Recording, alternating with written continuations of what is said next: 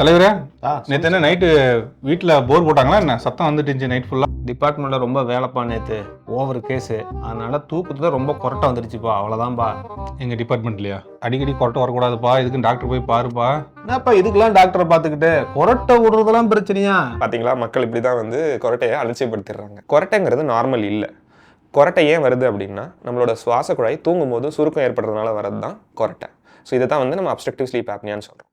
இதை வந்து ட்ரீட் பண்ணாமல் விடுறதுனால சுகரோ பிபி ஹார்ட் ப்ராப்ளம் வரதுக்கான ரிஸ்க் ரொம்பவே ஜாஸ்தி. ஸோ கண்டிப்பாக கொரட்டை சத்தமாக வரவங்க டாக்டரை பார்க்கணுங்கிறது ரொம்பவே முக்கியம். தேங்க்யூ.